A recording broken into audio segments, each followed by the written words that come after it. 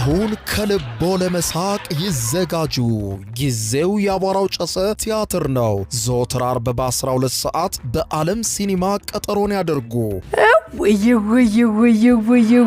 አቧራው ጨሰ ቅድስት ገብረስላሴ፣ ቃል ኪዳን ታምሮ፣ ሱራፌል ብስራትና አቤል ብርሃኑ የወይኗ ልጅ በድንቅ ሁኔታ ይተውኑበታል። ከኔ ጋር ግን አንግባባም አይደል? ሳቅ እንደ ጥጥ ይፈተላል። በቃላት እያዋዛ በድርጊት ያስደምማል። አው ምስክር የለኝም። አቧራው ጨሰ ልብ አንጠልጣይ ኮሜዲ ቲያትር። ደራሲ ሱራፌል ብስራት፣ አዘጋጅ አቤል ሰለሞን። ዘወትር ዓርብ በ12 ሰዓት በዓለም ሲኒማ እንገናኝ። እናንተ ተወያዩ፣ እኛ እንውጣላችሁ አይደል? ወዴት ነው የምትሄደው? አቧራው ጨሰ የዘመኑ ምርጥ ኮሜዲ ቲያትር።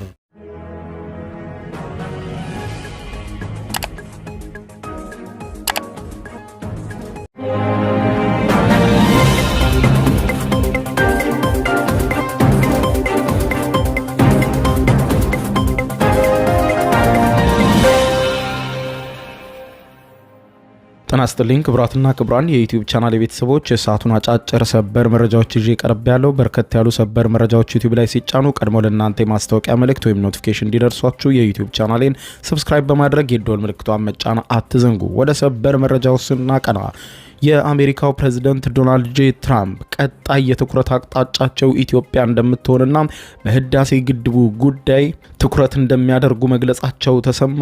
የትራምፕና የግብፁ ፕሬዝዳንት አብዱልፈታህ አልሲሲ ኢትዮጵያ ላይ ያተኮረው ንግግር ምን ይመስል ነበር? በዝርዝር የማስደምጣችሁ ሰበር መረጃ ይኖራል። በሌላ በኩል በስዊዘርላንድ ጄኔቫ የፊታችን አርብ ለመፈራረም ተቀጣጥረው የነበሩት ኢራንና አሜሪካ በድንገት በፈረንሳይ ፓሪስ ላይ ከፕሬዝዳንት ዶናልድ ጄ ትራምፕ ራሳቸው በቀጥታ ከራሳቸው ጋር በኤሌክትሮኒክ መንገድ ስምምነቱን መፈረማቸው ተዘግቧል። በስምምነቱ ውስጥ የተካተቱት ነጥቦች የአሜሪካ መገናኛ ብዙሃን እንደዘገቡት ለኢራን የሚያደላና ኢራንን ድል በድል የሚያደርግ እንጂ ለአሜሪካ ምንም የሚጠቅም ነገር እንደሌለው ተመልክተናል ሲሉ ዘግበዋል። ትራምፕም ይህ ስምምነት ምርጥ ነው በማለት ያወደሱት ቢሆንም ነገር ግን ገና አልተጠናቀቀም ባይ ናቸው። በሌላ በኩል ኢራን ደግሞ ሙሉ በሙሉ ድል አውጃለች። አሜሪካ ላይ ታላቅ ድል ያስመዘገብንበት ከፍተኛ ጥቅም ያገኘንበት ስምምነት ተፈርሟል ስትል ኢራን ያወጀች ሲሆን ከፍተኛ ድል ታሪክ መዝግቧል ስትልም ገልጻለች። የሁለቱንም ወገኖች መግለጫ በዝርዝር የማስደምጣችሁ ይሆናል። እስከ ፍጻሜው ቆዩ። ዝርዝር መረጃውን አድምጡ ግብዣዬ ነው። ወደ ሰበር ዝርዝር መረጃው አለፍኩ። አብረን እንከታተለው። በቅድሚያም የአሜሪካው ፕሬዝዳንት ዶናልድ ጄ ትራምፕ ከዚህ በኋላ በቅድሚያ ሰጥቼ የምመለከተው የኢትዮጵያን ጉዳይ ነው። የኢትዮጵያ ታላቁ ህዳሴ ግድብ ጉዳይ ቀጣይ የትኩረቴ አቅጣጫ ነው ሲሉ መናገራቸው ተሰማ።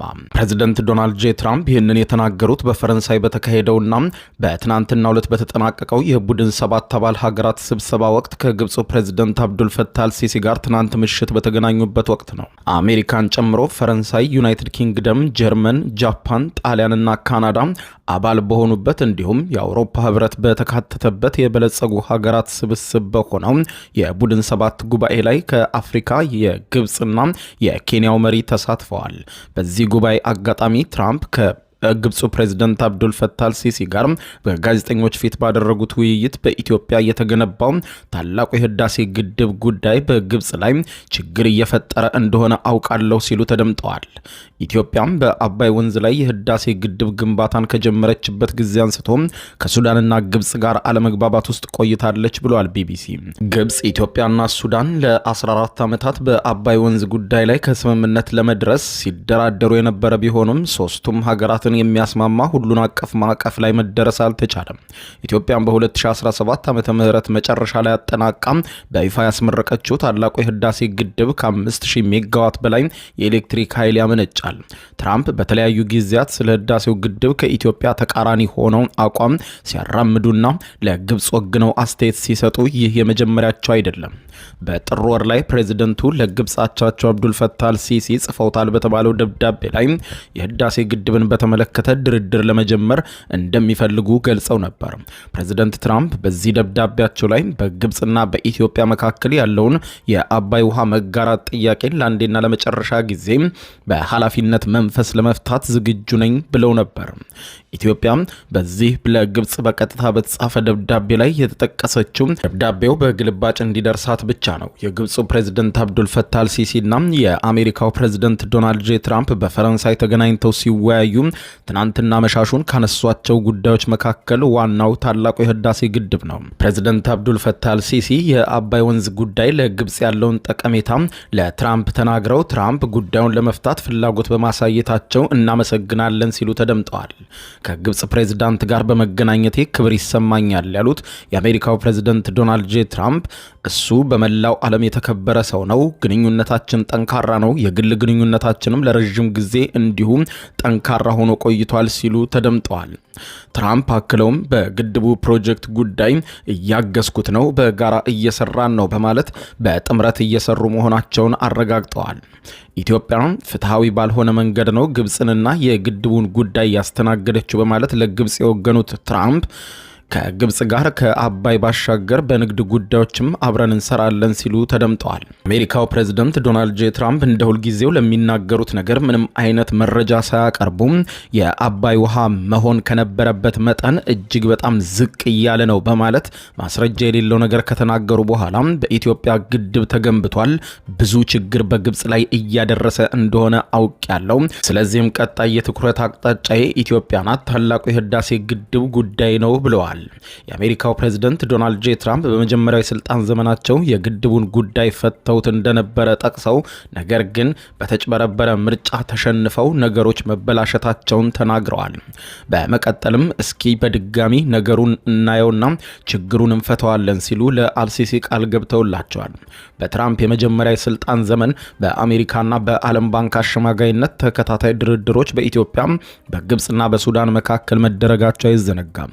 ነገር ግን ከስምምነት ተደርሶ ይፈረማል በተባለለት በመጨረሻው ሰዓት ኢትዮጵያ የቀረበውን ስምምነት ጥቅሟን የሚጎዳ መሆኑን በመግለጽ ከጉዳዩ ወጥታለች።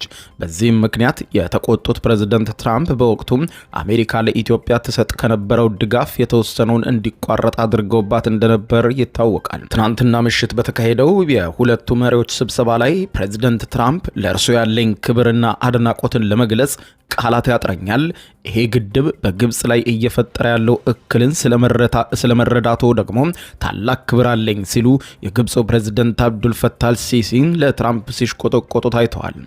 በግብጽና ሱዳን በተደጋጋሚ በአባይ ወንዝ ላይ ኢትዮጵያ የገነባቸውን ታላቁ ህዳሴ ግድብን በምስራቅ የናይል ተፋሰስ ሀገራት ላይ ዘላቂ ስጋት ደቅኗል ሲሉ ይከሳሉ። ኢትዮጵያ በግድቡ ምክንያት በተፋሰሱ ሀገራት ላይ የሚደርስ ጉዳት እንደሌለ በመግለጽ በተፈጥሮ ሀብቷ በፍትሃዊነት የመጠቀም ህጋዊ መብቷን እንደምትጠቀም በተደጋጋሚ ስትገልጽ ቆይታለች። ግብጽ ግን በግድቡ የውሃ ይዘትና የሚለቀቅበት ሁኔታ ላይ ኢትዮጵያ አስገዳጅ ህጋዊ ስምምነት እንድትፈርም ትፈልጋለች። የአሜሪካው ፕሬዝዳንት ዶናልድ ጄ ትራምፕ ዳግም ወደ ስልጣን ከመጡ በኋላ ሀገራቸው የግድቡን ግንባታ በገንዘብ ደግፋለች ብለው የተናገሩ ቢሆንም ኢትዮጵያ ግን ከዜጎቿ ወጪ የማንንም ገንዘብ በግድቡ ላይ አላዋለችም ስትል ኢትዮጵያ አስተባብላለች። እንዲሁም በተለያዩ ጊዜያት ፕሬዝዳንት ዶናልድ ጄ ትራምፕ ግድቡን በተመለከተ ፈጽሞ መሰረት የሌላቸው ቁጥራዊ መረጃዎቻቸው የተጋነኑ ብቻ ሳይሆኑ እጅግ በርካታ የተፋለሱ መረጃዎችን ሲያሰራጩ እንደቆዩ ይታወቃል።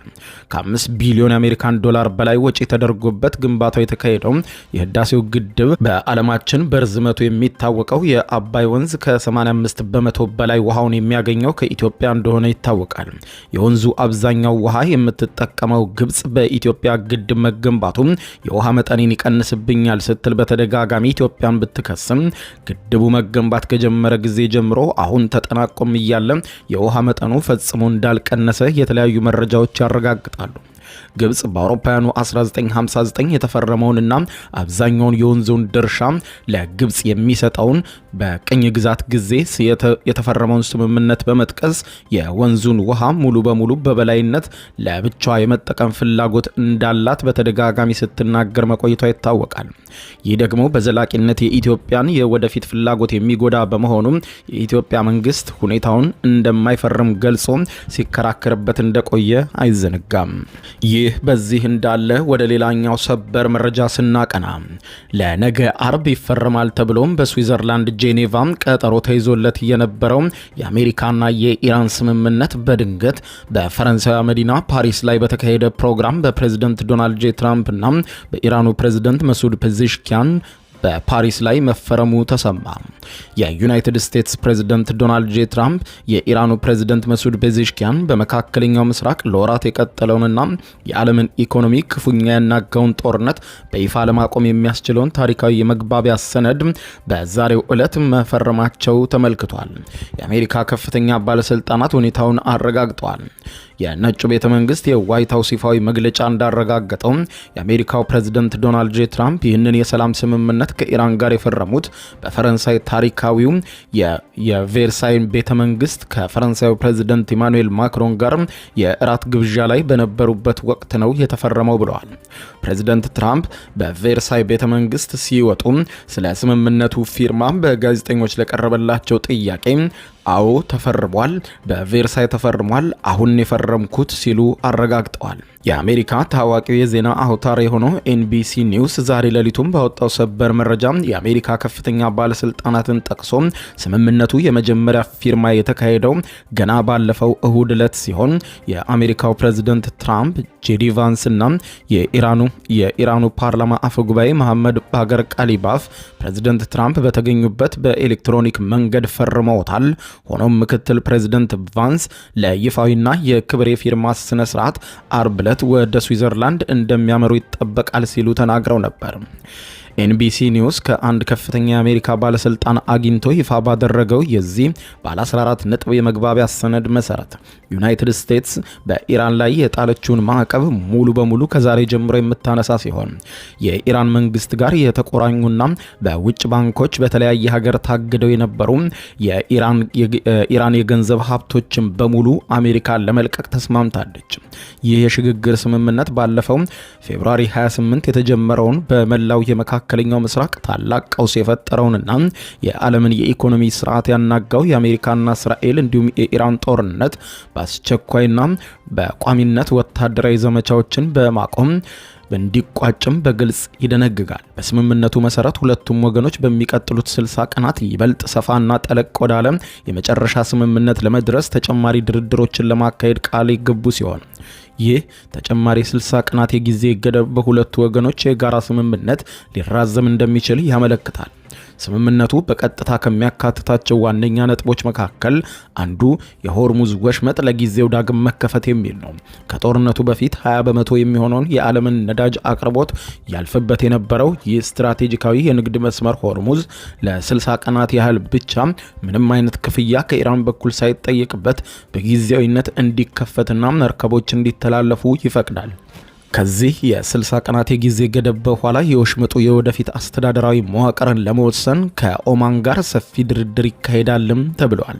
በተጨማሪም ዩናይትድ ስቴትስ ሁሉንም አይነት ማዕቀቦች በሙሉ ከዛሬ ጀምሮ የምታቋርጥ ሲሆን ታግደው ወይም ተገድበው የነበሩ የኢራን የገንዘብ ሀብቶችም ሙሉ በሙሉ ለጥቅም ክፍት ይሆናሉ ተብሏል። እንዲሁም በኢራን ወደቦች ላይ የተጣለው የባህር ላይ ወታደራዊ ከበባ በአስቸኳይ በዛሬው ዕለት ይነሳል። ኢራን በበኩሏ የኒውክሌር መሳሪያዎችን እንደማትገዛ ወይም እንደማታለማ በድጋሚ በስምምነቱ ያረጋገጠች ሲሆን እስካሁን ስላከማቸችው የበለጸገ ዩራኒየም ማቴሪያል ወይም የዩራኒየም ዝቃጭ ወደፊት በጋራ በሚደረስበት ስምምነት መሰረት መፍትሄ እንደሚሰጠው፣ አሁን ግን ለጊዜው ከውይይት እንደተዘለለ ስምምነቱ ይደነግጋል። ኤንቢሲ ኒውስ ምንጭ የሆኑት ከፍተኛ የአሜሪካ ባለስልጣን ኢራን ያበለጸገችውን የዩራኒየም የኒውክሌር ክምችት ለማጥፋት የገባችውን ቃል ኪዳን ለአሜሪካ እጅግ ታላቅ ድል ሊሆን ይችላል ብለው ያቀርቡታል።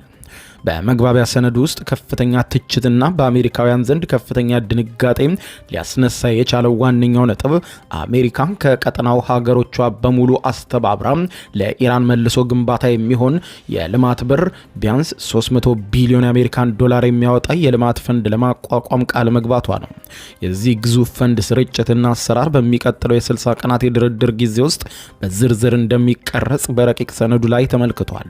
ይሁን እንጂ የአሜሪካ ባለስልጣናት የዚህን ነጥብ አሳሳቢነት ለማርገብ በመሞከር አሜሪካ ራሷ ለዚህ ፈንድ የገንዘብ መዋጮ እንድታደርግ እንደማትገደድ አስረድተዋል። ሰነዱ የሚለው ወደ መጨረሻው ስምምነት ከደረስንና ኢራናውያን በሰላማዊ መንገድ ከተጓዙ ሌሎች ሀገራት በኢራን ውስጥ ኢንቨስት እንዲያደርጉና በተለያየ መልክም ለኢራን ገንዘብ እንዲሰጡ ለማበረታታት ነው ብለዋል። ሌላኛው ከፍተኛ የአሜሪካ ባለስልጣን እንደገለጹት ይህ ስምምነት ባለፈው እሁድ ከተደረገው ረቂቅ ጋር ፍጹም አንድ አይነት ሲሆን ይፋ ሳይደረግ እስካሁን የቆየውም ኢራን እስካሁን ይፋ እንዳይሆን ባቀረበችው ጥያቄ መሰረት ነው ብለዋል።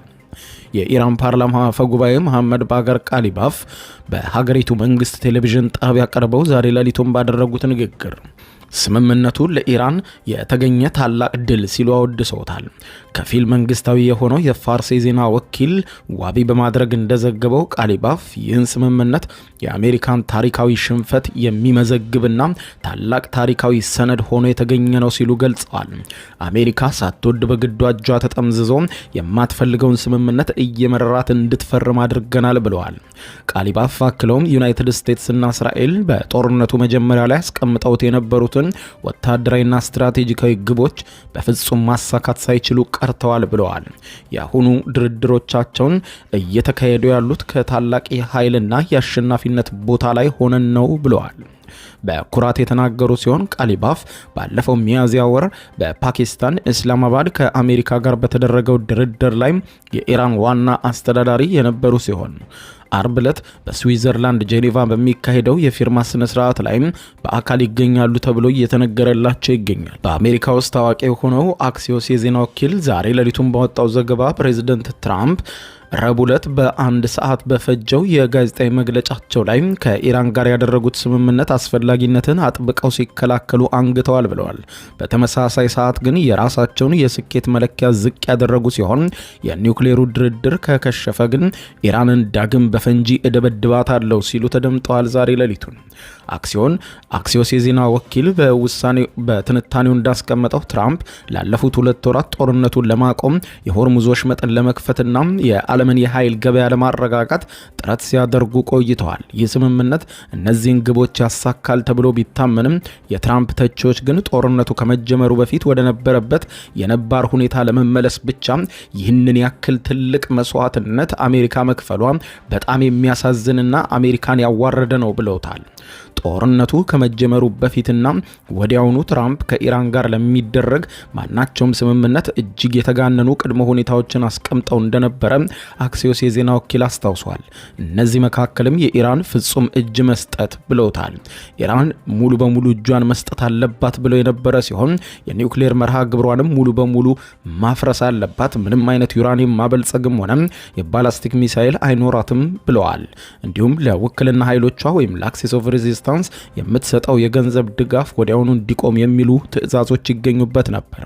ከዚህም አልፎ ትራምፕ የኢራንን ጠቅላይ መሪ በመምረጥ ሂደት ውስጥ ራሳቸው ቀጥታ ጣልቃ የመግባት ፍላጎትም እንደነበራቸው የገለጹ ሲሆን አሁን ግን የተፈረመው የመግባቢያ ሰነድ ግን ከነዚህ ፍላጎቶች በሙሉ ምንም አይነት ያልተካተተበት ሆኗል። በዚህ ስምምነትም ኢራን ነዳጅ እንድትሸጥ የማዕቀብ መነሳት ታገኛለች። የሆርሙዞች መጠን ወደ ራሷ የምትጠቀለል ሲሆን 300 ቢሊዮን የአሜሪካን ዶላር ለደረሰባት ውድመትም ካሳ ታገኛለች። የባህር ላይ ከበባውም ይነሳላታል። የኒውክሌር ስምምነትም ለመድረስ ገና የ60 ቀናት ጊዜ ተሰጥቷታል። ትራምፕና ቡድናቸው የመጨረሻ ስምምነት ላይደረስ እንደሚችል አምነው ተቀብለዋል። ሆኖም ግን ትራምፕ በ60 ቀናት ውስጥ ካልተጠናቀቀ ወደ ፈንጂ ድብደባዬ እመለሳለሁ ሲሉ እየዛቱ ነው። ይሁን እንጂ ከወትሮ ባህሪያቸው በተለየ መልኩ ትራምፕ የዚህን ስምምነት ታላቅነት ዝቅ አድርገው ያቀረቡት ሲሆን ይህ የመግባቢያ ሰነድ ብቻ ነው፣ አሁን ላይ አላለቀም ገና ሲሉ ዛሬ ተደምጠዋል። የኢራን መንግስት አመራሮችም እንደሚያስረዱት ከሆነ አሁን የተፈረመው ይህ ስነ ስርዓት የኢራንን ድል በግልጽ የሚያበስር ነው።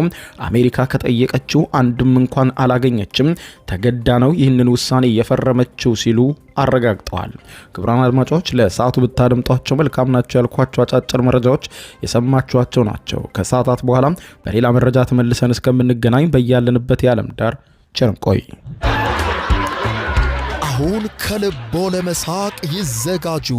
ጊዜው የአቧራው ጨሰ ቲያትር ነው። ዘወትር ዓርብ በ12 ሰዓት በዓለም ሲኒማ ቀጠሮን ያደርጉ። ወይ አቧራው ጨሰ ቅድስት ገብረ ሥላሴ፣ ቃል ኪዳን ታምሮ፣ ሱራፌል ብስራትና አቤል ብርሃኑ የወይኗ ልጅ በድንቅ ሁኔታ ይተውኑበታል። ከኔ ጋር ግን አንግባባም አይደል? ሳቅ እንደ ጥጥ ይፈተላል፣ በቃላት እያዋዛ በድርጊት ያስደምማል። አዎ ምስክር የለኝም። አቧራው ጨሰ ልብ አንጠልጣይ ኮሜዲ ቲያትር፣ ደራሲ ሱራፌል ብስራት፣ አዘጋጅ አቤል ሰለሞን። ዘወትር ዓርብ በ12 ሰዓት በዓለም ሲኒማ እንገናኝ። እናንተ ተወያዩ፣ እኛ እንውጣላቸው አይደል? ወዴት ነው የምትሄደው? አቧራው ጨሰ የዘመኑ ምርጥ ኮሜዲ ቲያትር።